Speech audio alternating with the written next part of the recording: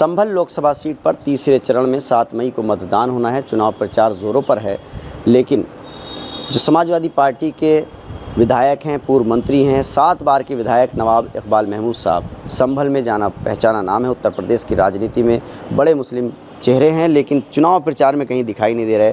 साहब, आप फिरोज़ाबाद दिखाई दिए, लेकिन संभल में कहीं चुनाव प्रचार में नहीं दिखाई दे रहे, क्या वजह है? चुनाव तो पूरे प्रदेश में हो रहा है और हम स्टार प्रचारक हैं उसमें जी। तो हमें तो हर जगह ही जाना है। रही सवाल संभल की, तो संभल तो समाजवादी पार्टी का गढ़ है। इसे हमने अपने खून पसीने से कमाया है और हमारे राष्ट्रीय अध्यक्ष भी यहाँ कई बार आ चुके हैं और उससे पहले नेताजी हमारे मुलायम सिंह यादव जी भी 2 बार यहाँ से चुनाव जीत चुके हैं। प्रोफेसर राम गोपाल यादव जी यहाँ से चुनाव जीत चुके हैं। तो संभल तो समाजवादी पार्टी का गढ़ है। अब हो सकता है कि यहाँ के कैंडिडेट को इत्मीनान हो कि मैं बगैर उनके भी जीत सकता हूँ, तो कोई बात नहीं, जीतना का मकसद है हमारा। इस वक्त फ़िरका परस्त ताकतें को हमें हराना हमारा पहला। 2014 में तो भाजपा यहाँ से जीत गई थी, और लेकिन 19 में सपा जीती थी। तो अब ये जो नाराज़गी है, आप तो उनके घर भी गए थे जब उनके दादा का इंतकाल हुआ था, हमने देखा अखिलेश यादव जी और आप लोग सब थे, तो अब क्या नाराज़गी रह गई? नहीं, मेरी तरफ से कोई नाराज़गी नहीं है। तो ज़ियाउर रहमान बरखाए क्या आपके पास मिलने के प्रचार में चलना है, नहीं चलना है? नहीं, अभी तक तो नहीं आए हैं। अभी तो इलेक्शन में टाइम भी काफ़ी है, अभी तक तो नहीं आए हैं। तो समाजवादी पार्टी का गढ़ है, तो अब उन्होंने सोचा होगा गढ़ में क्या कहें, बाहर देख ले जाकर। इस वक्त के हालात देश में मोदी सरकार के खिलाफ है जी। और संभल ही नहीं, पूरा मुल्क का जो सेकुलर वोट है वो सब यूनाइटेड है और सबकी ये फिक्र है कि किसी भी सूरत से ये सरकार जाए यहाँ से। पहला चरण से इंडिया गठबंधन को बहुत उम्मीदें बंधी हैं चुनाव के बाद, और हमें उम्मीद हो गई कि उत्तर प्रदेश के अंदर भी हम 40-40 कर देंगे। 40 सीटें हमारी गठबंधन की उत्तर प्रदेश में आएंगी, और 40 सीट का आने का मतलब यह है कि मौजूदा सरकार गई, इनका कहीं कुछ नहीं है। बिहार के अंदर सिर्फ एक थी अपोजिशन की, बाकी सब इनकी थी। आज बिहार में आधा। मोदी जी ने तो कह दिया कि वो अगर कांग्रेस आ गई तो सारा धन इकट्ठा करके ज़्यादा बच्चों वालों को दे दिया जाएगा। देखिए, ये अब डर गए, अब इनके पास कोई मुद्दा रहा नहीं है सिवाय हिंदू मुसलमान पाकिस्तान, और ये सिर्फ अब राजनीति इन्होंने मुसलमानों के विरोध में करनी शुरू कर दी और ऐसे बयान दे दिए कि जिससे हिंदू भी खुश नहीं है। बताइए, मंगलसूत्र तक आ गए। जिनके अपने घर मंगलसूत्र नहीं है वो दूसरों के मंगलसूत्र की बात कर रहे हैं। किस कदर गलत बात है। कांग्रेस ऐसा करेगी? कभी किया था? कहते हैं कि जिनके 2 घर होंगे उनको एक घर जो है, कांग्रेस की सरकार आ गई तो दूसरों को छीन लेगी तुमसे एक घर। वो कहते हैं जितना सोना तुम्हारे पास है वो आधा ले लेगी। इन बातों पे आकर वोट मांगने की बात कर रहे हैं। हमारे हिंदू भाई भी हंस रहा कि ये क्या कहने लगे। अरे बताओ ना कि यहाँ पे कितने बेरोजगारी है, कितने युवा डिग्रियाँ लिए फिर रहे हैं, कितनी कीमतें हाई हो गई हैं। जब ये मुख्यमंत्री थे गुजरात के, तब इन्होंने कहा था कि मेरी सरकार हिंदुस्तान में आ गई तो डॉलर जो हमारा उस पर 55-56 रुपये का था, बोले घटवा दूंगा, आज 85 रुपये का डॉलर। और योगी जी ने जो कहा कि अगर कांग्रेस आ गई तो कांग्रेस के मैनिफेस्टो में है कि वो शरिया कानून लागू कर देंगे। ये सिर्फ हिंदुओं के वोट लेने की बात है। ये हमारे हिंदू भाई भी ये जानते हैं कि ऐसा हो नहीं सकता। संविधान के अंदर ऐसा कोई चीज़ नहीं है। ये तो संविधान को ख़त्म करने की बात कर रहे हैं। ये कहते, हमारा सोच ये है कि अगर ये दोबारा आते हैं तो हमें वोट देने का राइट रहेगा भी या नहीं रहेगा।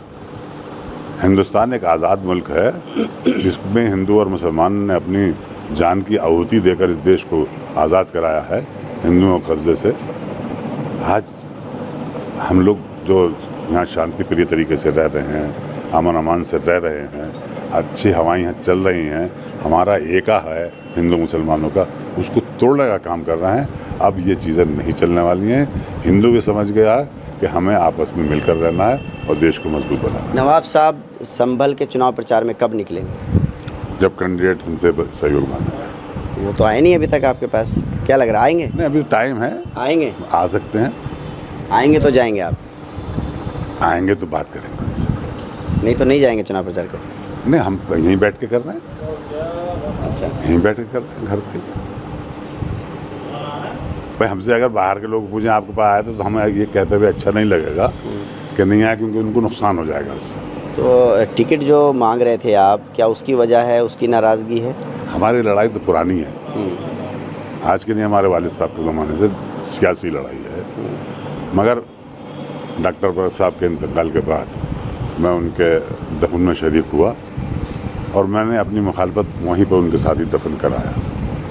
अब उसके बाद में उनका काम है वो कितना आगे बढ़ते हैं, मेरी तरफ से पहल हो चुकी है। देखिए, नवाब इकबाल महमूद संभल की राजनीति में बड़ा नाम है। उत्तर प्रदेश में कई बार मंत्री रहे हैं, 7 बार के विधायक हैं, मौजूदा विधायक हैं। लेकिन उनकी जो तकलीफ़ है वो यही है कि उनका कहना है कि डॉक्टर शफीकुर रहमान बर्क़ के इंतकाल के बाद उनके घर ये चले गए थे और पूरी जो नाराज़गी थी वो ख़त्म हो गई थी। लेकिन ज़ियाउर रहमान बर्क़ अभी तक उनके पास नहीं आए हैं समर्थन मांगने के लिए, इसलिए वो चुनाव प्रचार में नहीं निकल रहे हैं। कैसा चल रहा चुनाव प्रचार? अच्छा चल रहा है, जो उम्मीद थी उम्मीद से अच्छा चल रहा है और जो भी दिन आता जाएगा उसमें और बढ़िया होता जाएगा, सुधार होता जाएगा और लोग हर वर्ग का, हर बिरादरी का समर्थन मिल रहा है। तो इंशाल्लाह मुझे उम्मीद है कि बहुत अच्छे वोटों से हम इस चुनाव को जीत के माननीय अखिलेश यादव जी के हाथों को मजबूत करेंगे। अखिलेश यादव जी भी नॉमिनेशन करा रहे हैं, आज कन्नौज से वो भी चुनाव लड़ेंगे। पहले ये था कि चुनाव नहीं लड़ेंगे, तो क्या लग रहा है कि ओवरऑल उत्तर प्रदेश में गठबंधन का कैसा माहौल है? गठबंधन का माहौल तो पहले चरण से ही सामने आ गया है। पहले था ही कि गठबंधन मजबूत है और भारतीय जनता पार्टी पूरी ताकत के साथ गठबंधन को तोड़ने में लगी थी, क्योंकि वो डर के साए में जी रही थी।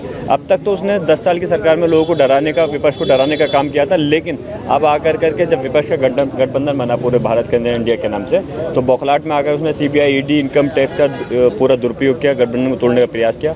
कुछ लोग मजबूर होकर के चले गए, लेकिन ज़्यादातर अभी भी गठबंधन इतना मजबूत है कि पहले चरण के उसमें ये चीज़ मैसेज भी चली गई कि NDA को नकार के इंडिया गठबंधन के पक्ष में जनता ने एक ऐतिहासिक वोट देने का काम किया है और इस चीज़ का असर आने वाले सारे चरणों पर पड़ेगा। आपके दादा डॉक्टर शफीकुर रहमान बर्क़ साहब इस लोकसभा सीट पर 2 बार सांसद रहे हैं।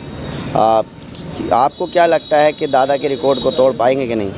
देखिए, दादा मोहतरम के अगर रिकॉर्ड को तोड़ूंगा तो इसमें मेरा कोई इतना बड़ा कमाल नहीं होगा। ये दादा मोहतरम का ही सब कुछ दिया हुआ है जो मेरे पास में है और इंशाल्लाह मेरी कोशिश ये है कि जो दादाजी का दिया हुआ ये मेरे पास में सरमाया है, जो लोगों की मोहब्बत मेरे तरफ एम्पायर ट्रांसफ़र हुआ है, तो इंशाल्लाह मुझे उम्मीद है कि इस बार पहले से भी ज़्यादा वोटों से सीट जीतेगी। किन मुद्दों को लेकर के चुनाव लड़ रहे हैं आप? संभल की जनता से क्या वादे कर रहे हैं? देखिए, ख़ासतौर से सबसे पहले तो जो मुद्दे हैं हमारे यहाँ पर संभल के अंदर जो है सरकार की तरफ से जो अनदेखी होती है, 7 साल की सरकार प्रदेश में 10 साल की देश के अंदर बन चुकी, जो संभल को नज़रअंदाज किया जाता है।